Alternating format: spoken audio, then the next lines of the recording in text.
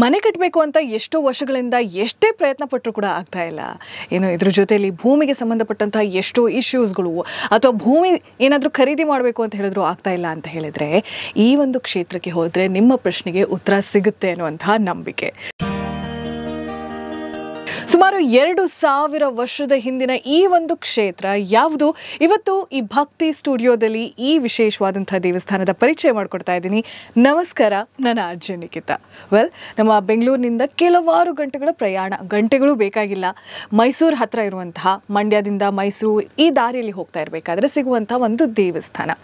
ಭೂಮಿಗೆ ಸಂಬಂಧಪಟ್ಟಿರುವಂತಹ ಎಂಥದೇ ವಿಚಾರವಾಗಿದ್ರು ಕೂಡ, ಏನೇ ಪ್ರಾಬ್ಲಮ್ ಇದ್ರೂ ಕೂಡ ಇಲ್ಲಿ ಸಾಕಷ್ಟು ಜನ ಬಂದು ನಮಸ್ಕಾರ ಮಾಡಿ, ಪ್ರಾರ್ಥನೆ ಮಾಡಿ ಅಥವಾ ಹರಕೆ ಹೊತ್ಕೊಂಡು ಎಲ್ಲ ಹೋಗ್ತಾರೆ. ಇದೇ ಕಲ್ಲಹಳ್ಳಿ ಭೂ ವರಾಹ ಸ್ವಾಮಿ ದೇವಸ್ಥಾನ. ಎಷ್ಟೋ ಜನರ ಮನೆ ದೇವರು ಅಂತ ಕೂಡ ಹೇಳ್ತಾರೆ.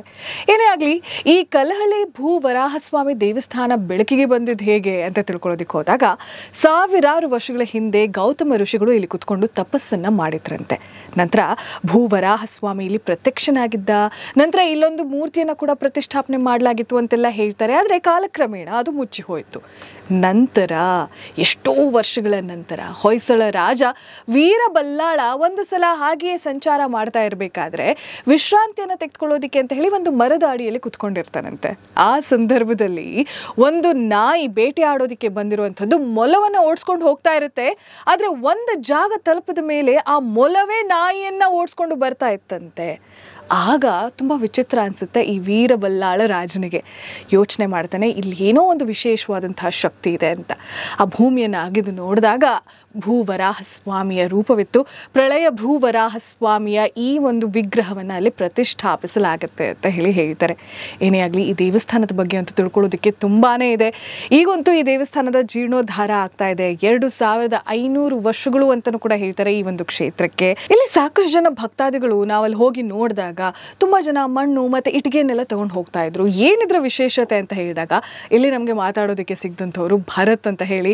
ಬನ್ನಿ ಅವ್ರ ಮಾತುಗಳಲ್ಲೇ ಕೇಳೋಣ, ಇಲ್ಲಿ ನಡೆಯುವಂತಹ ವಿಶೇಷ ಪೂಜೆಗಳೇನು ಅಂತ ಹೇಳಿ. ಭೂವರಾಹ ಸ್ವಾಮಿ ಅನ್ನೋದು ಭೂಮಿಗೆ ಒಡೆಯನಾಗಿರೋ ದೇವರು.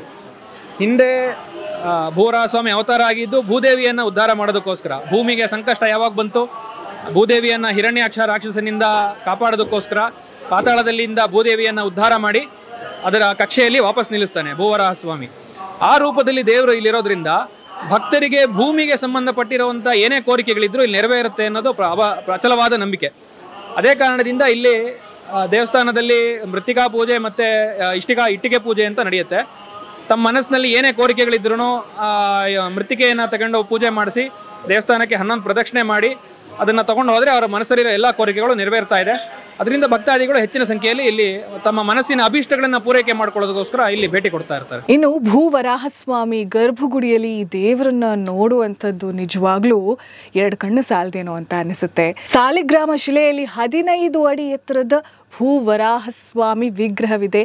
ಲಕ್ಷ್ಮಿಯನ್ನು ಕೂಡ ನಾವು ಜೊತೆಯಲ್ಲಿ ನೋಡ್ತೀವಿ. ಮತ್ತೆ ಒಂದೇ ಶಿಲೆಯಲ್ಲಿ ಕೆತ್ತಿರುವಂಥದ್ದು ಅಪರೂಪಕ್ಕೆ ನೋಡ ಸಿಗುವಂತಹ ಈ ಒಂದು ವಿಶೇಷವಾದಂತಹ ರೂಪ. ಕೆಲವೊಂದು ಸಲ ದೇವಸ್ಥಾನಕ್ಕೆ ಹೋದಾಗ ಆ ಮೂರ್ತಿಯ ಶಕ್ತಿ ನಮಗೆ ತಿಳಿಯದೆ ಹಾಗೆಯೇ ನಮ್ಮೊಳಕ್ಕೆ ಎದ್ದು ಸಂಚರಿಸಿಬಿಡುತ್ತೆ. ಆ ಒಂದು ಶಕ್ತಿಯ ಸಂಚಲನವನ್ನು ಈ ಕ್ಷೇತ್ರದಲ್ಲಿ ನಾವು ಅನುಭವಿಸ್ತೀವಿ, ನೋಡ್ತೀವಿ. ಹೀಗೆ ಬೇರೆ ಬೇರೆ ದಿನ ವಿಶೇಷವಾದಂತಹ ಪೂಜೆಗಳು, ಭೂ ಸೂಕ್ತ ಪೂಜೆ, ಮೃತ್ತಿಕಾ ಪೂಜೆ, ಇನ್ನು ಇಟ್ಟಿಗೆಯನ್ನು ಕಟ್ಟೋದು, ಇದೆಲ್ಲವೂ ಕೂಡ ನಮ್ಮ ಮನೆಗೆ ಭೂಮಿಗೆ ಸಂಬಂಧಪಟ್ಟಂತಹ ಯಾವುದೇ ಪ್ರಶ್ನೆಗಳಿದ್ರು ಅಥವಾ ಯಾವುದೇ ತೊಂದರೆಗಳಿದ್ರು ಕೂಡ ಅದನ್ನು ನಿವಾರಣೆ ಮಾಡುವಂತಹ ಒಂದು ದೊಡ್ಡ ಶಕ್ತಿ ಈ ಕಲ್ಲಹಳ್ಳಿ ಭೂವರಾಹ ಸ್ವಾಮಿ ಅಂತ ಹೇಳ್ತಾರೆ.